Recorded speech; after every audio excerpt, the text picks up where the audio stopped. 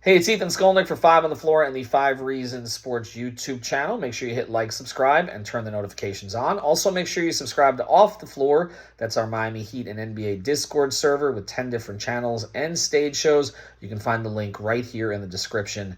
Sign up today.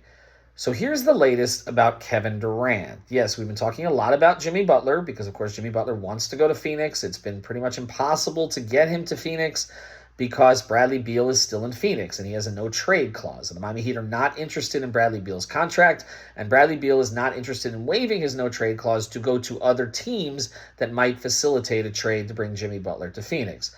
And so the story started to turn over the past 48 hours. We've had numerous reports from various reporters talking about the fact that Phoenix may be open to trading Kevin Durant. And of course, one of the places that they might trade him to is the Golden State Warriors.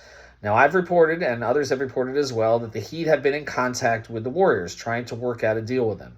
My understanding, what I can report at this time, is that during those conversations, when it became clear that if they traded Jimmy Butler to Golden State, he would be then flipped to Phoenix, potentially, the Miami Heat decided to inquire about Kevin Durant directly themselves to figure out if there was a way that they could get in on getting Kevin Durant. Now, I still don't think this is the most likely option for a lot of reasons. One reason is that Phoenix is hard capped. It makes it very difficult for the Heat to make a trade with them because Phoenix can't take more money in than they give out. The only player that the Heat would be able to trade with Jimmy Butler that would work for salary cap purposes, that would be a player that Phoenix might want, is Nikola Jovic. Jaime Jaquez and Kel'el Ware both make too much to include them. So it would have to be Jovic.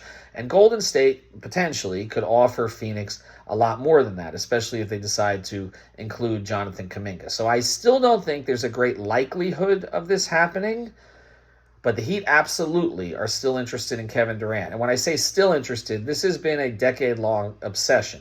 2016, they thought they had a chance, an outside chance of getting him. Eric Spoelstra made a presentation to Kevin Durant that wowed Durant, but ultimately the Heat finished second to Golden State. And we understood why Durant went there at that time, because that was a generational team. Then again, Miami tried to get him from Brooklyn in a trade, and that was pretty much a non-starter because they would have had to include Bam. So at this point, okay, this has been a long obsession for the Heat to try to get Durant in their organization, a skilled scorer who is still elite at the things that he does. He's shooting better than 40% from three. He's as efficient as he's ever been.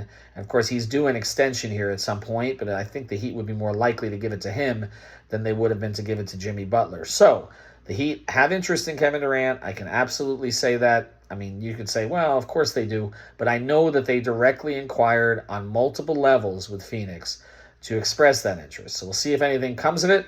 I still think the most likely scenario here, if the Heat are involved with Golden State in any way, is that Miami ends up getting probably Andrew Wiggins, player we've talked about, and maybe a pick and then some additional expiring contracts. You could look at a guy like Gary Payton II or something along those lines.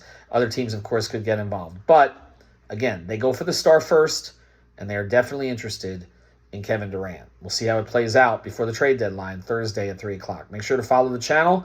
We'll have coverage of it all the way up to the trade deadline and, of course, beyond.